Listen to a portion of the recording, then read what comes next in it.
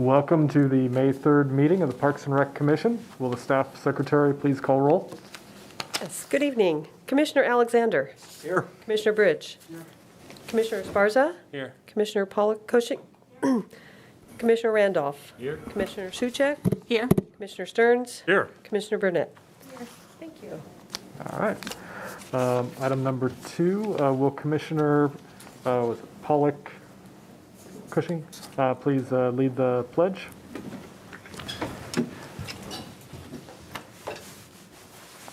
I pledge allegiance Allegiance to the flag of the United States of America and to the republic for which it stands, one nation, under God, indivisible, with liberty and justice for all.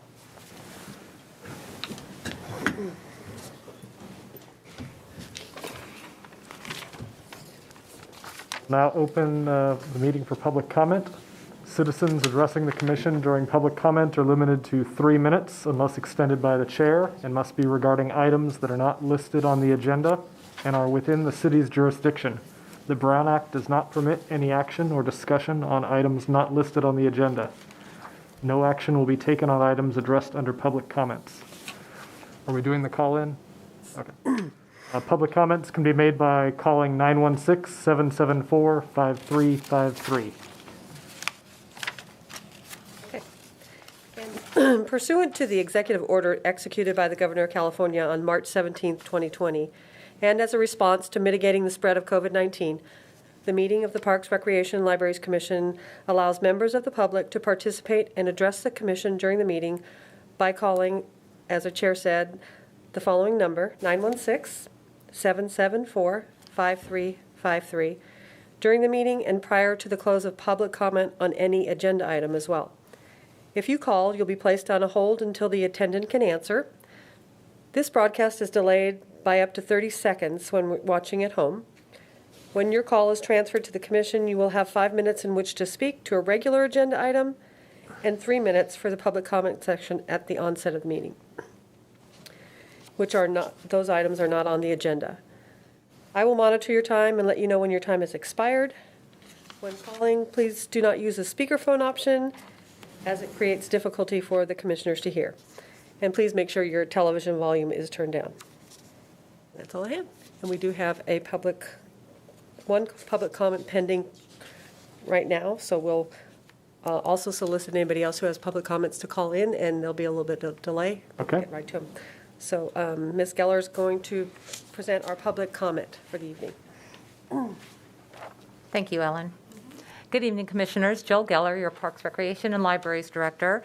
I spoke with Susan Sparks, who is a 20-year Roseville resident. She's a FAB member, that's our 50 and Better program, a Sports Center member, and frequents MyDo Community Center. She wanted me to share her comments with the group tonight since this meeting was not open to the public. She's concerned about the MyDo Senior Center not being open yet. She mentioned that seniors have been the first to get their vaccinations, that we should let them make their own decisions to come and participate in the programs if they so choose. We could possibly allow them to sign a release form if that was an option. But she's very eager for us to open the center to let seniors get back to socialization, understanding how important that is for their mental, physical, and emotional health. So I told her I would share those comments with you tonight. Thank you. Question, Jill. Is there an opportunity at MyDo for the seniors to do some outdoor activities there? Because we have the big lawn in between the senior center and the library.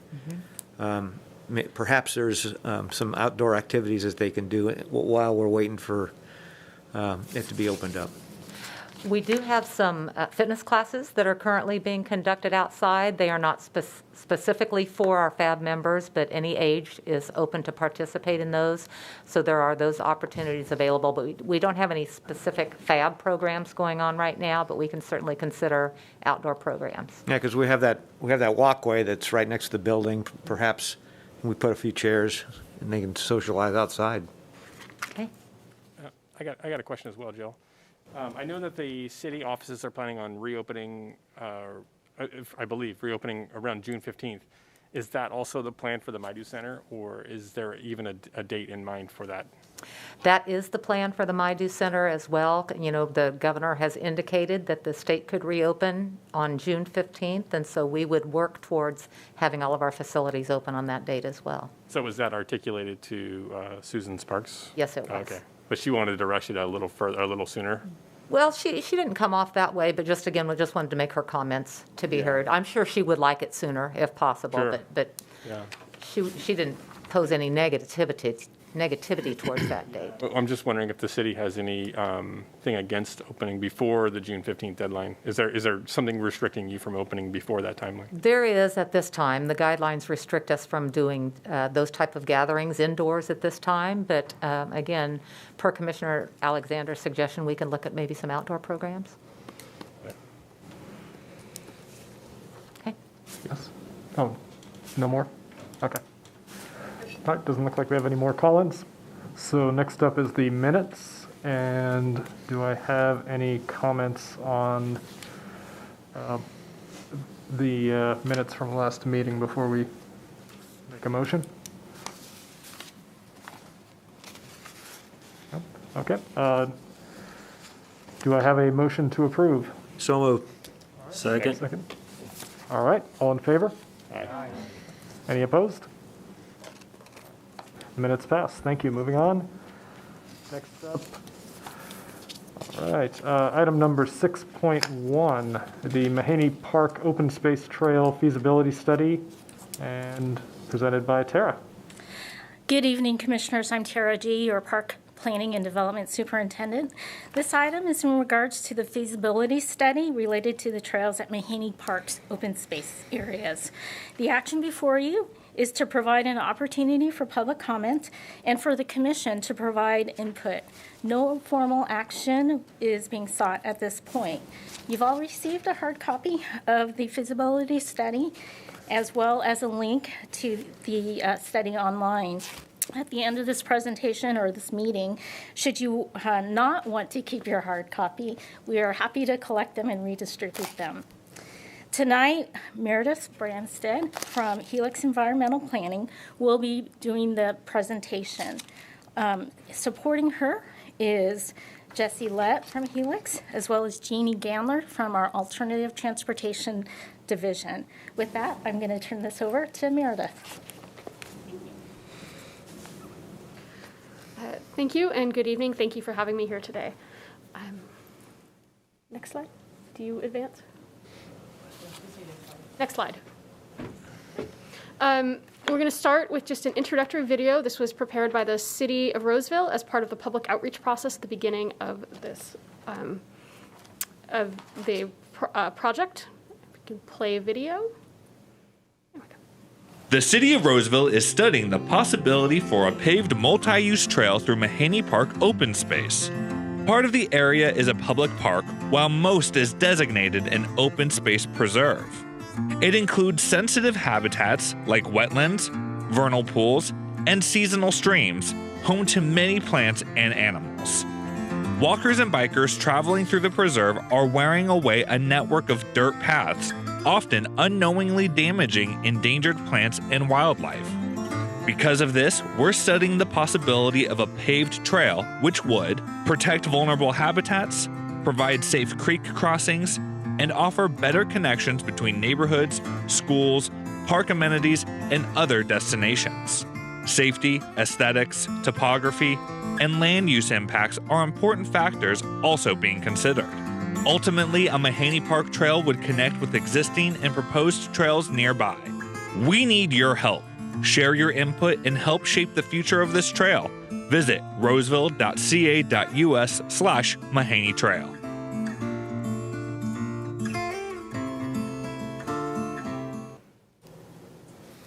So the project is located, as shown on this map, between Mahany Park in the east and Fittyment Road in the west, all south of Pleasant Grove Boulevard. As you can see, it's a rather large project area. Next slide. And we began the project by documenting the existing conditions on the site through a variety of studies and research and outreach. Next slide. And as shown in this map, there's a lot a lot going on the project site. So a large area, as was mentioned in the video, is actually open space preserve. The blue on the slide is vernal pools. There's also many mature oak trees and a few creeks that run through the slide, which are shown in green for the trees and blue for the creeks. And then also some existing trails that both connect to and run partially through the site. Next slide. So we also then did 2 rounds of public engagement. It was all virtual due to the restrictions of COVID-19.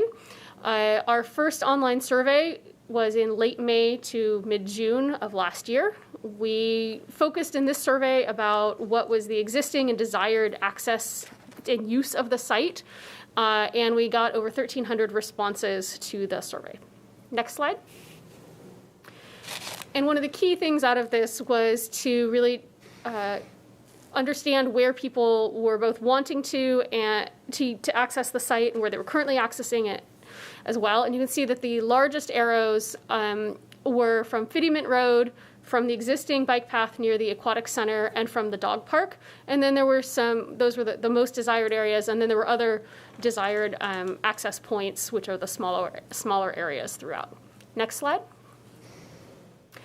We took that information and we developed some alternative concept alignments options, and we presented those to the public in October to mid-November of last year. And as you can see, we had email and social media and informational signs to publicize the survey, and we received approximately 300 responses. We theorized that perhaps some of the reduction in responses was because it was around the election, that maybe people were somewhat focusing on other things at that time. But it was advertised in most of the same ways as the first one. Next slide. So this slide just shows you the 3 options that we presented to the public for the western alignment. One sort of around the north, one through along the south edge of the preserve, and then one that sort of was a hybrid option C that cut down through the middle. And the next slide. We presented 2 options for the eastern half of the site, basically a small loop trail and then a large loop trail. Next slide. And from the results of that public outreach and discussions with city staff and members of the city's project development team, we developed this recommended alignment. It's mostly a hybrid of option A and the west side and option B in the east side. So it's a larger loop trail. There were a few modifications to that here. And now I'll talk about what is going to be in this included in the recommended alignment. Next slide. So the recommended trail, it will provide 2.4 miles of paved multi-use trails through the site. It will include 5 permanent creek or swale crossings, and also a mid-block crossing of Feasibility Road is recommended. And it also includes intersection improvements for bicyclists at 2 intersections. And then there's some other options that will be considered during design development as we go forward, including off-street parking on the west side along Feasibility Road, expanded shoulders in some areas to accommodate a desire that we heard in the public outreach for using dirt trails and keeping dirt trails. We're going to consider a number of paving options, and then also potentially restoration of the dirt paths that are in the sensitive habitat areas now that we're trying to move people off of those paths. Next slide. And along those trails, we've also recommended a number of amenities, including benches, trash stations, dog waste bag dispensers, a number of different signs, including wayfinding and interpretive signs, and then also the share the trail signs and markings. And then trees or other shade will be considered on a case-by-case basis in certain areas. Next slide. So the next steps for this project, we are completing the feasibility study now. Obviously, we are here tonight with you. In 2 weeks, we'll be going to the Transportation Commission, and then in June, we expect to go to City Council to present the report for their acceptance. Following that, the city will have to secure funding, which is anticipated to be entirely grant funded, and the estimates for that range from $4.3 to $6.7 million in funding that'll be necessary. And that range is because it includes a variety of pavement options, and some of the pavement options are significantly more expensive. And when you just multiply that by 2.4 miles of trails, that change adds up quickly. Once funding is secured, then we'll progress to technical studies of the site. We did preliminary biological studies, but some additional, more focused surveys and delineations, cultural resources studies, things like that will be needed. From there to preliminary engineering to finalize the alignment. There's a few areas where we think there should be a connection to the neighborhood, for instance, in the north, but there's some options for where exactly that connection may go. And then also figuring out how to do those bridge crossings and exactly what those are going to look like. Once that's determined, then the environmental review, the CEQA, and if there's federal funding, NEPA process would be done. And then any permitting needed for the creek crossings and any other impacts to wetlands or sensitive species. And then final design. And once all of those steps are completed, the trail can go for construction. And you can see here on the graphic that there are a number of additional opportunities for public participation that the city anticipates having throughout the design process and potentially even in construction. There was discussion about whether we could have some parts of it be volunteer installed or built for some certain amenities. Next slide. And I just want to say thank you very much for your time and attention today. And do you have any questions? You want to go first? Sure. Just looking at the wetland map, are the vernal pools there in that density?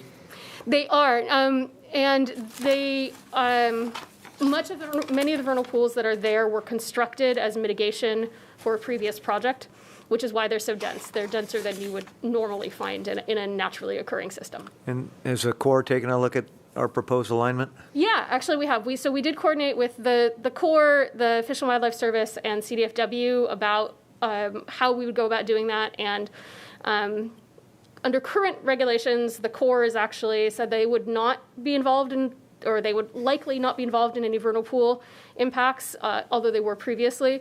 But U.S. Fish and Wildlife Service, we did talk with them and figured out what the process would be. They would be able to permit that under their standard permitting process for impacts to any of those vernal pools. Okay. One other question on the connectivity, the mid-block crossing at Feasibility. Mm-hmm. Is that going to be at grade, or are we going to try and go under or over? Or? We have included in the cost estimate at grade, but that's one of the things that would really need to be discussed. A final decision on that would need to be made during the preliminary engineering with some additional traffic studies. As part of this study, we only did preliminary traffic studies to kind of look mostly at the intersections and if there were any particular problem areas related to traffic, but we didn't do a thorough deep dive into that mid-block crossing. Yeah, because as you might suspect, Feasibility Road gets a high amount of speed. Yeah, and that's something that definitely our traffic engineer brought up, a couple of times. So there's some options for that, but it really needs to have a really much more focused design. All right. Well, thank you. That's all I have. Thank you. Okay. Good work. Yeah, I had two questions. There was some comment in there about some desire from some of the respondents to have additional shade locations kind of on the west side of the property. And knowing that there aren't really trees to do that, I was wondering if there were further studies or any kind of attempt to maybe see if there's a partnering opportunity with Roseville Electric.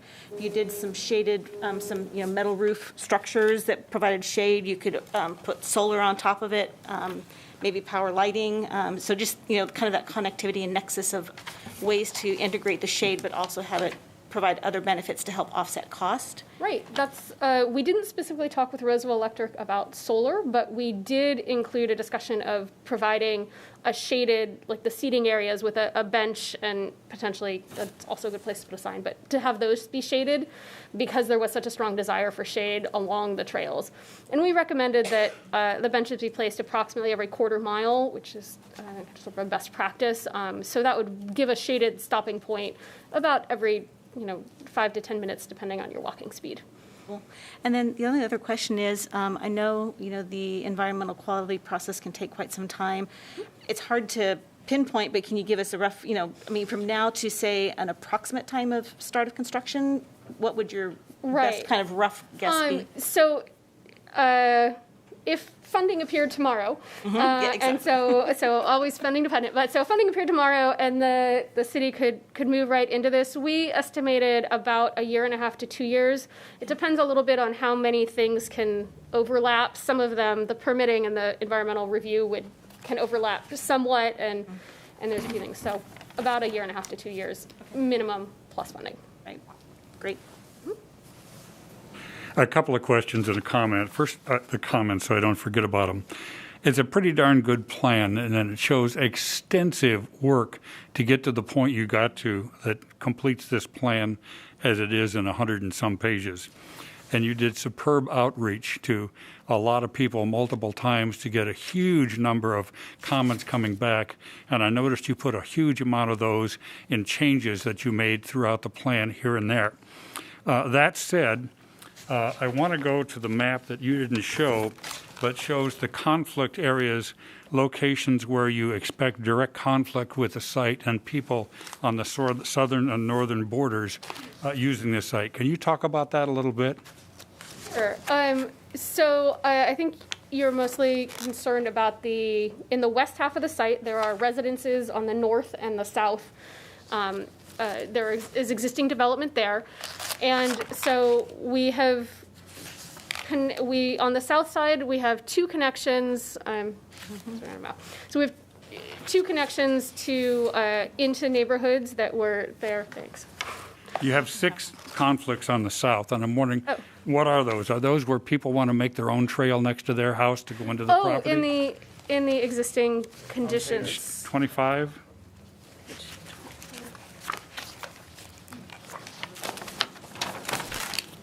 Yes, okay. I'm sorry, that's page 25 in the appendix Yeah. A, right, okay. Yeah, so the conflicts that are there are places, thank you, where, that are identified there are areas where, people have created their own trails. There's a lot of that out there. And so that most of them are places where that has happened. Sorry, here we go. So I believe all of those that are along the north and south, are places where people are entering the preserve and have done it so much that they've worn a little dirt trail, anywhere from 1 to 2 feet wide for the most part, coming from those things that kind of come into that larger dirt trail, which is also just a user-created trail that runs kind of through the center of the site. And how do you plan to address those? Do you plan to block those off, or just have certain entrances only on north and south? Right. Well, there is existing post and cable fence along there, so I think it'd be a combination of, one, we've tried to provide entrances spaced, to the trail that would be formal, that hopefully people will be willing to walk on the sidewalk, and then to that entrance, a block over.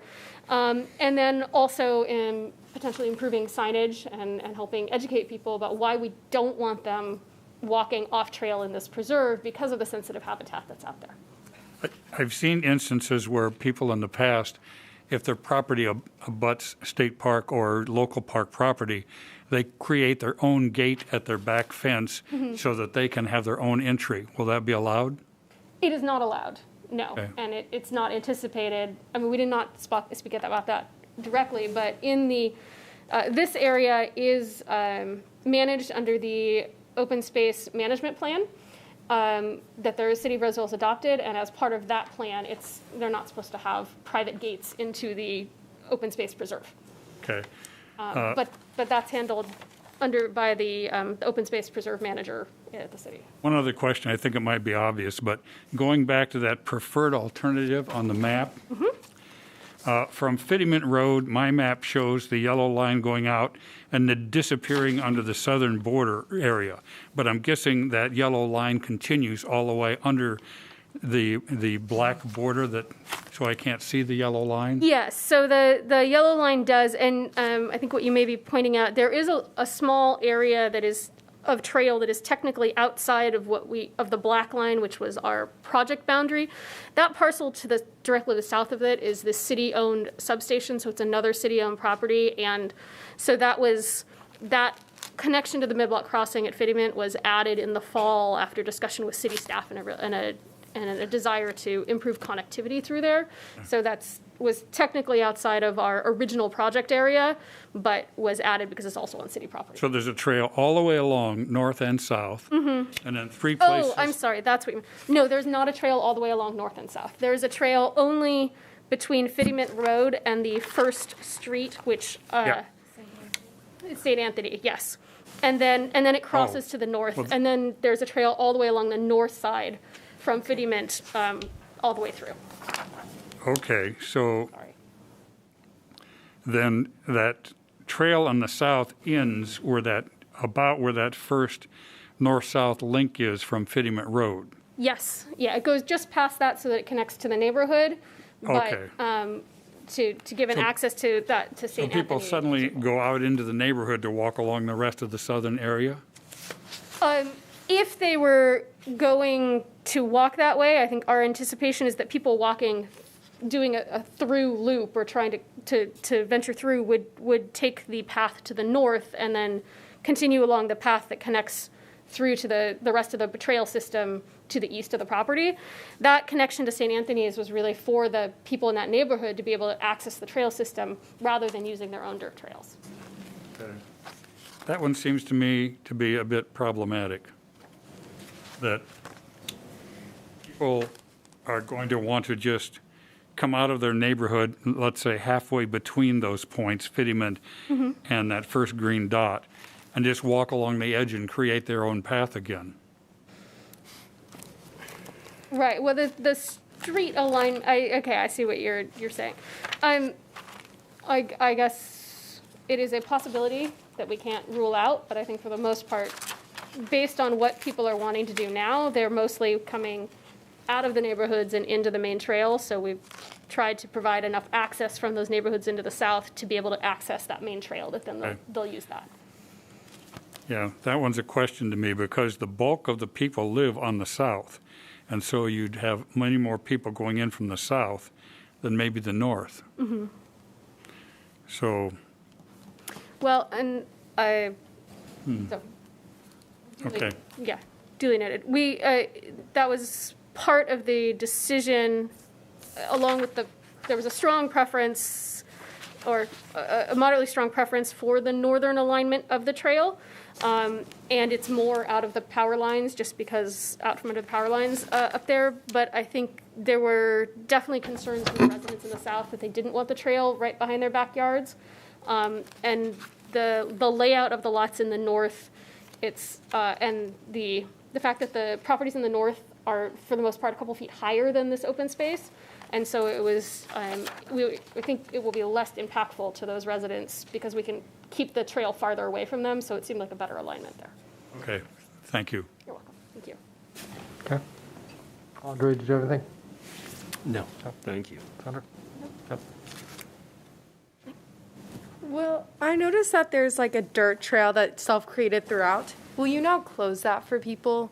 So no more like mountain bikers will come through or anything like that due to biological reasons? Right. Yeah, so that's why we did not keep the trail that runs through the center, particularly in the west, because it's running right through the vernal pools and adjacent to them. So the intention is that will be closed, which may take. We've talked with the city. That may take signage. It may take actual restoration of basically going in and kind of removing the trail and replanting it. But I think the expectation is that would not be there. There was, however, a strong desire, especially by the mountain bike team at Wood Creek High School and others that use these dirt trails here extensively, that they retain some dirt trails. And that's why we offered the option of doing wider shoulders on some of the trails to try and meet that need, but still Also meet the needs of the fact that most of the site is an open space preserve, and the intention is to preserve that habitat and that wildlife. Yeah, I noticed they had a lot of self-created little divots. It was in one of your reports that they had the self-created divots. Will those Yeah. also be restored to kind of prevent the usage of those? Yeah, there's one little area where people have created a little tiny jump track. So yes, I think that's one of the areas that we'd recommend that would be restored as part of the open space management, and just try to discourage people from Keep youth out of that kind of zone. Yeah, well, and I think to a large extent with having this money, more trails in here that are probably going to be very frequently used, that will also help keep eyes on some of those areas that maybe some of that homemade entertainment will not be quite as easy to do anymore. Yeah. Thank you. All right, thank you. Yeah, those are all the comments covered my questions as well. Was there any action on this, or was it just an overview? Okay. All right. Thank you very much. Thank you. You. Do we do public comment on this? Yes, okay. Right on, Joe. All right, so I'd like to open this to public comment. If there is anyone viewing audience that would like to comment on this item, you may do so by calling 916-774-5353.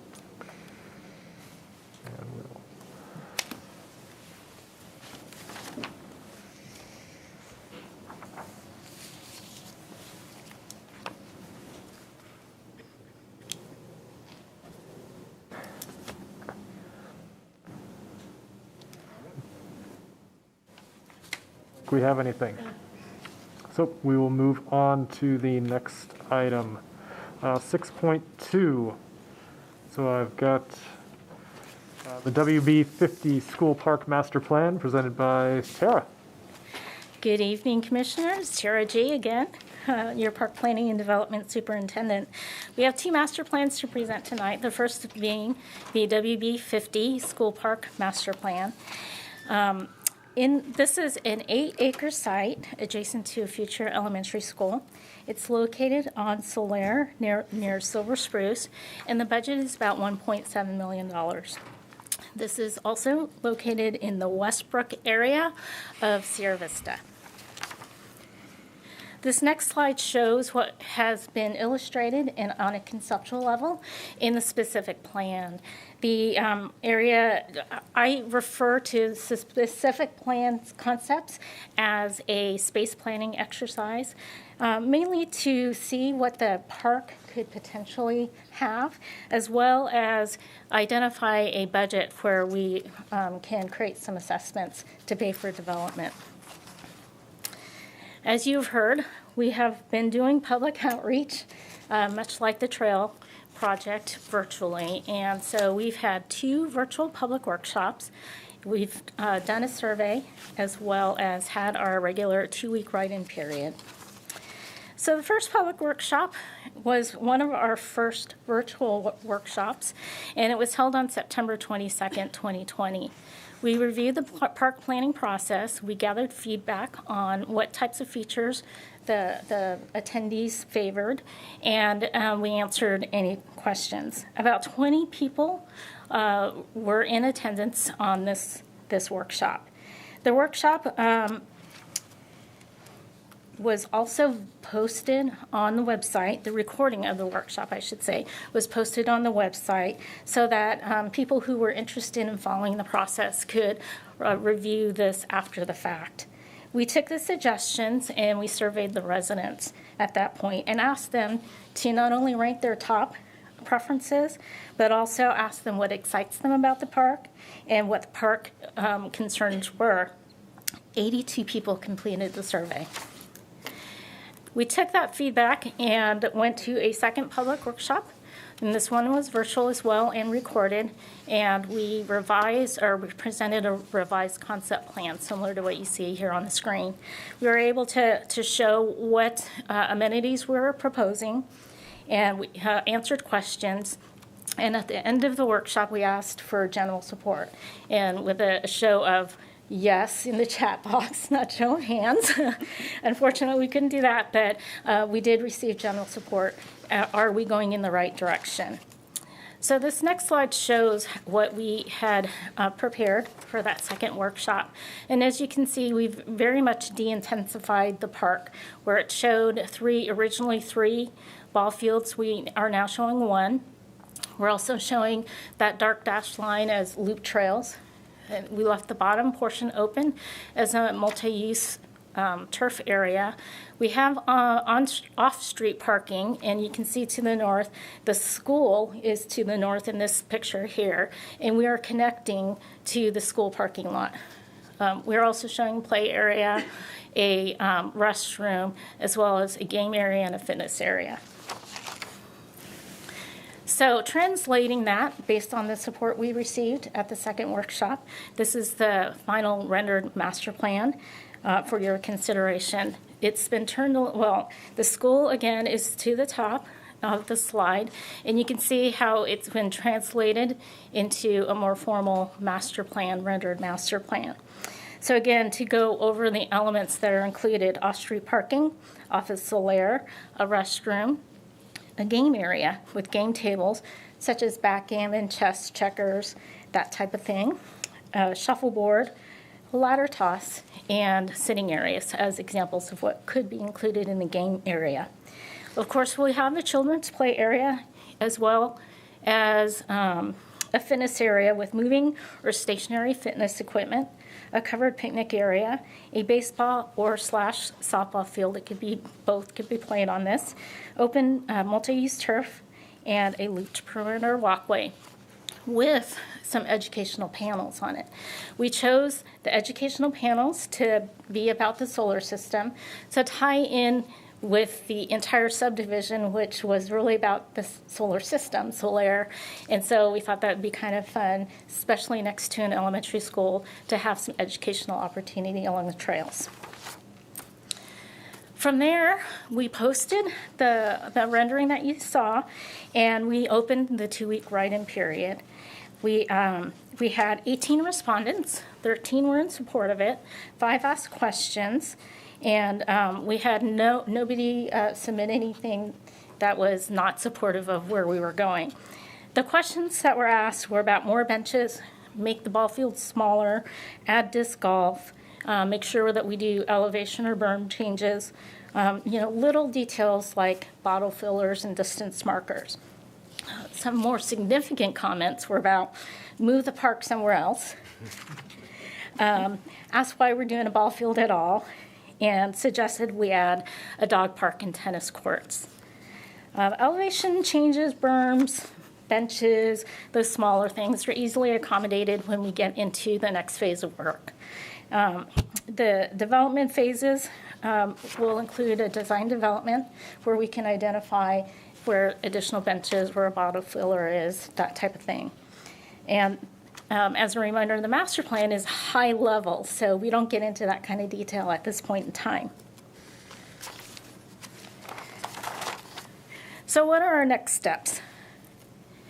If approved tonight, we will go forward with environmental review. We will then take that and the master plan to council for approval.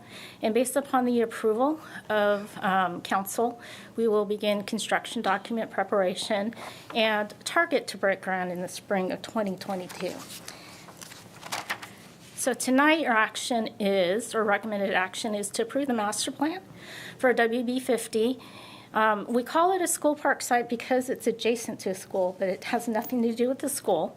And it is located in the Westbrook area of Sierra Vista. If approved, we would forward the master plan to City Council pending the completion of environmental clearance. With that, I will turn this back over to you with any questions. Any questions from the commission? I noticed the soccer field was taken out. Was it just because of lack of support from the public? A little bit of that, but also if you notice, the turf area is multi-use, so it will be able to accommodate soccer should we choose to do it there. Okay, thank you. Okay. And, I know it looked like the entrance to the parking lot right now is going through the school. Is that would that present any access issues during school hours? No, the way that the school is, we've been coordinating with the school in the parking lot for a number of years. The driveway is just north of the property line. So they will be building like a T, and so they won't close it off for us. And so you can go left into the school parking lot or right into the park parking lot. The advantage of having parking in that way is that school gains more parking opportunities for back to school night, open house night, special events, as well that during the evenings, weekends, and non-school days, we have the opportunity to use their parking lot for larger events. And then I liked the game. Do you have a game pod? Do we have a game pod currently at any park? Something a little bit, and we just opened John L. Sullivan Park, which has some chess and checkers, as well as what else do we have? Mainly chess and checkers there, and so this one expands it to a lot more. Oh, and it has cornhole. That's right. Okay. I was trying to remember what it is.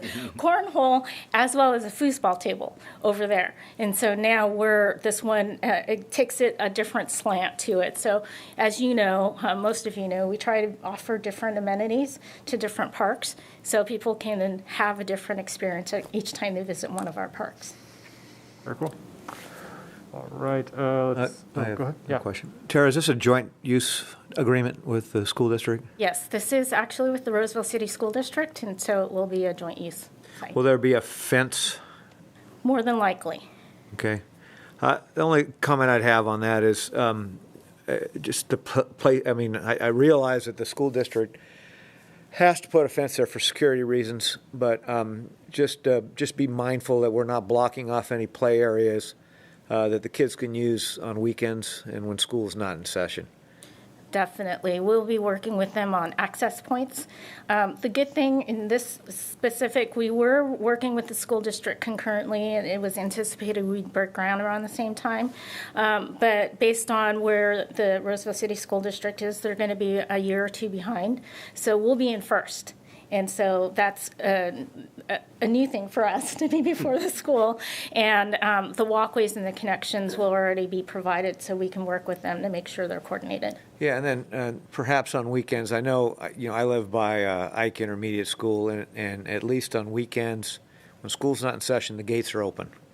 I just want to make sure that we're not precluding, I mean, we're trying to get these kids away from their screens, so we've got to give them the opportunity to get out, to be able to get outside, and I just want to make sure that we're not precluding that opportunity. Absolutely. We wholeheartedly agree.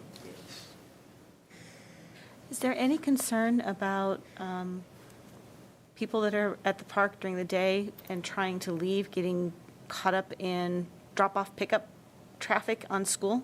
They could, and they will learn real quickly that might not be the case. Yes, they will. It's a user beware. I wasn't sure if, Yeah, and we honestly, Regina, we have similar situations like at Eureka School, where we have Lockridge Park. And so we have a similar situation with the shared parking lot. And the advantage during the morning, which is usually the most congested time, is that parents can use either parking lot and the children can safely get to school. And it accommodates a lot quicker route. In the afternoon, it could be crowded, but sometimes there's after school care, there's other things that sort of stagger some of that. But, there are 2 times during the day at an elementary school that are just impacted. the pros are probably outweigh the cons. I just wanted to ask. Yeah, for sure. Any other questions or comments from the commission? Roy? One question. By reducing this to one ball field, how are we serving the interest in playing ball Little League out in that part of Roseville? Do we have enough ball fields out there, or do we need more? Well, we worked with our recreation staff, our youth sports coordinators, and they felt that given the next one that I'm going to show, there'll be 2 ball fields on that one, and this will be the 3rd one. So they felt this was workable. So it's always, as you know, it's always a balance. It's always an education. As you saw, one of the comments didn't want a ball field at all. So we were trying to balance all of the needs. The children in these new areas, their young families coming in and moving, we need to provide access to organized sports without overwhelming the system as well. We're looking at, in the future, Sierra Vista has a citywide park site that is intended. It's going to be a few years from now, quite a few years from now, but it is intended to be all ball fields, and so we're able to offset some of that as well. I asked that question because in the times I've driven through all the way out Pleasant Grove and all the way out Blue Oaks to the very ends of Roseville, and I see the massive development going on out there that's just incredible. We are expanding fast, which means a lot of families, a lot of kids. The bulk of our demand is going to be out there for all kinds of recreation facilities. And so when we reduce one, I think, should we? Or should we, and maybe it's a good idea, it probably is in this case, but do we have another place where all of these kids who are coming have a place to go? Yeah, for sure. And that's what we do when we make the decisions on what to include and what not to include. Keep in mind, too, we just opened 2 baseball fields, or baseball/softball fields, Pistachio, as well as a larger baseball field. So we're looking at all of those, to your point, that we're spreading the opportunity and the access throughout that west area and not just impacting one neighborhood only. So everybody gets their fair share. Okay, I'm fine with that. Thank you. All right, we'll now open this up to public comment. If there's anyone in the viewing audience that would like to comment on this item, you may do so by calling 916-774-5353.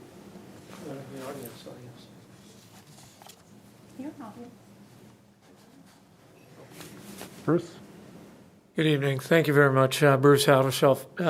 What is my address? 509 Silverhorn Drive, Roseville, California, or 316 Vernon Street. Take your choice. You know what? This is wonderful. I hope we get back in person. You're doing great work. I love our parks. Our people are passionate about our parks. Roy, your questions are spot on because a park has a lifetime. The residents around that park, their families grow up, their choices, their desires. I love the outreach that our Parks and Recs department is doing. It is so, so incredible. And what I love about being in person, because if I sat home and watched this, I wouldn't be able to see you with that nonverbal engagement. And so that's why I'm here. Thank you for the work you're doing. Thanks, Thank Bruce. you, Bruce. Hey, Bruce. All right, and doesn't look like anyone called in, so with that, we do need to take an action. Do we have a motion on this? I would move we approve the master plan for WB 50 School Park, forwarded to the City Council pending completion of the environmental clearance for final approval. All right, thank you. I'll second. Second, all right. All in favor? Aye. Any opposed? All right, motion passes. Thank you. Next up is item number 6.3 for F51 School Park Master Plan, also presented by Tara. Hello again. This is the second school park site that we are presenting and seeking approval for. This is in the Feasibility Farm area, so we're still in West Roseville, and this is a 12-acre site, so it's a little bit bigger than the one that you saw previously. It's located adjacent to the newly opened Riego Creek Elementary School, and it's located off of Holt, North Hayden, and Crawford Parkways in Feasibility Ranch. The specific plan, concept plan, again, that space planning exercise shows a fairly intensive park plan. It shows 2 baseball/softball fields plus 2 soccer field overlays. And by overlay, it means that you can either play one or the other, but not both separately. It also shows off-street parking and picnic and play area. It is about $2 million budget, so not too much bigger than the one that you saw before, but the site is a little bit bigger. So again, we did our virtual public outreach, and we had a similar formula that I presented earlier with WB50, two virtual public workshops, a survey, and a 2-week write-in period. So the first workshop was held on October 7th, 2020. And again, similar formula. We reviewed the planning process. We gathered feedback about preferred park features. We answered questions. And based on what we provided, we did put out another survey and asked the same questions that we asked earlier at the other park. What's your top preferences? What concerns you? What excites you about the park?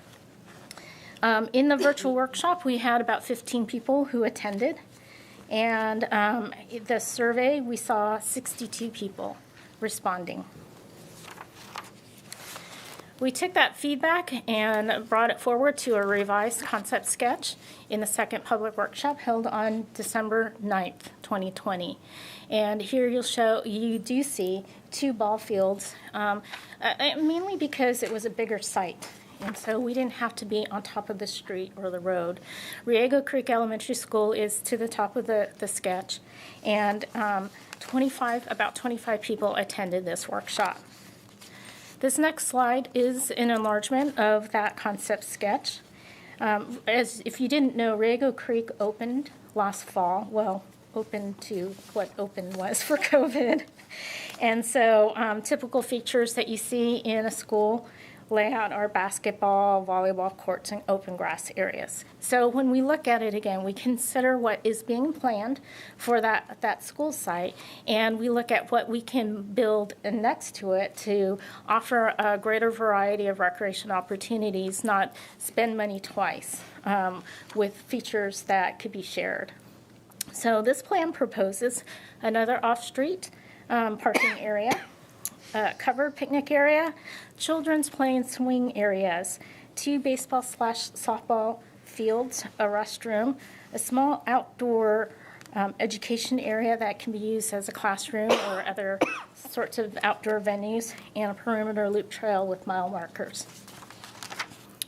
This next slide shows the translation of the concept sketch in its more formal version. And again, we asked the question at the second workshop, how many were we going in the right direction? And we did receive overwhelming support that said, yes, we are going in the right direction. So then we took that sketch and formalized it to what you see on the screen. The 2-week write-in period was a little bit slower than the others. We opened it up on April 7th and closed it on April 21st. As of the closing of the comment period, we received 5 emails that only 1 really indicated support, and the other 4 asked us a number of things, including some of the small things, like adding dog waste bags, which, by the way, is a little bit of a challenge because parks do not allow dogs in there. So by putting dog waste bags, we're sending a conflicting message. There was a comment about moving the parking lot and adding pickleball and basketball courts. Certainly there was a comment to make sure that the play area was large enough, and certainly we want to make it as large as we can to meet budget constraints. Due to the smaller response, the comment period was extended to several more days to April 27th. We emailed past attendees of both the first and second workshop, and we did receive 3 additional responses that were in support of the project. So that being said, the next steps are, again, similar. These are going in parallel tracks, as you can tell, that if approved tonight, we'll do the environmental review. We'll take it to council for approval and begin construction document preparation, hoping to break ground in the spring of 2022. So with that, the recommendation is to approve the master plan for F51 School Park site in the Feasibility Farm area of West Roseville and forward the plan to the City Council pending completion of the environmental clearance. With that, I'll turn it back over to you for any questions or comments. Okay, any comments from the commission? I have a comment. Just moving forward with all as I was driving to these park sites that were just, I mean, so far gone past where I would even consider Roseville anymore. It's unbelievable how far it's growing. But with that, I noticed that each lot of land is getting smaller and smaller and smaller, and fewer people are going to have backyards, and people are going to need outdoor areas, like all these parks.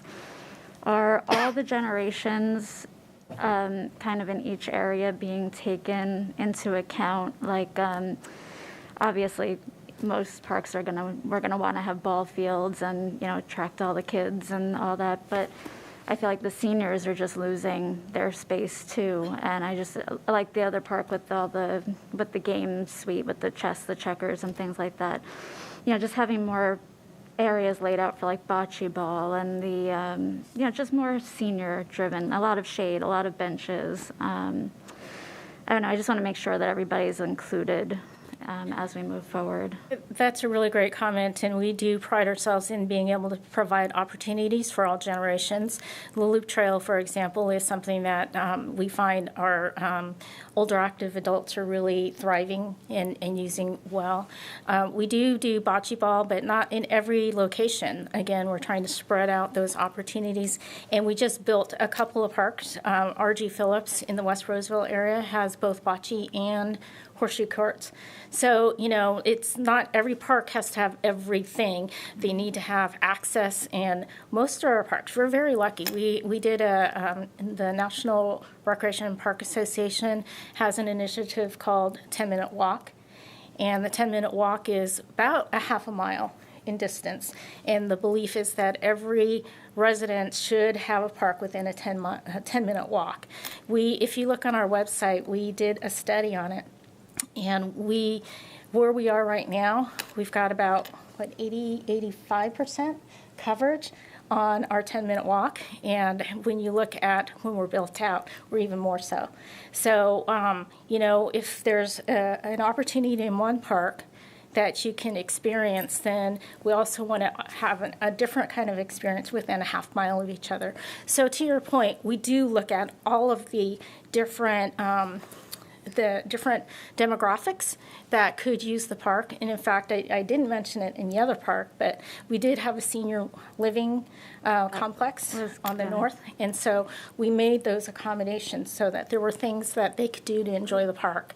The good thing about these larger parks, at least adjacent to schools, is according to our general plan standards, that it's an opportunity to cluster some of those organized fields in those environments because it is more conducive, and then leaving the smaller parks to be more informal, more natural, more what we call passive or self-directed play or recreation, where, again, many of the generations can interact, families, older adults, single adults, so that we provide that different experience throughout our system. Did that answer your question? I just kind of went on. I think so. I noticed there were a couple comments asking for tennis courts, pickleball courts, basketball courts. Do you have any future plans to add those in a park? Pistachio Park does have both tennis and pickleball, slated for that. And so we look at that too. So, $2 million doesn't go very far. And so we're looking at where the appropriate locations are. Knowing it's not built now, but knowing that it's in the master plan to be built, we do consider that. Yes, thank you. Just want to echo my same comments with regard to the school, interface with the school. Again, I can see the fence on this one, but no fences. Yeah. Yeah, it's a challenge. We certainly want to keep our students, population safe during school, and to be able to create through our joint. We redid our joint use master plan, our joint use MOU with the school district, the Roseville City School District, and so that was a really big topic. It was important to us to ensure that there was access to the school on non-school, hours, as well as and they actually use our parks as well during school hours. So there's a win-win for for both the school district and the city. Yeah, again, my concern is after-school hours, weekends, vacation. Right. A positive comment here. In looking at this design, it dawned on me that in a lot of these packets, you hear the concern from people of noise, et cetera, et cetera. But you've done a really nice job here because you've got all these trees that back up, and then you've got the school and all those trees in the parking lot in between the noise of the ball fields and the residential neighborhood. So nobody should have a problem with how this is designed. They ought to love it. We hope they love job. it. Thank you. And there's 2 ball fields. Yes, there's 2. So you look at the Fitiment Farm one and then the Westbrook, they're not that far away. So Yeah. there's again, we're looking at, access throughout the proximity, to geographic proximity. And nobody said they wanted pickleball? No, you saw the survey, nobody said that, even in the virtual workshop. I'm good. Okay, we will go to, we'll open up for public comment now. If there's anyone watching out there, you can comment on this item by calling 916-774-5353.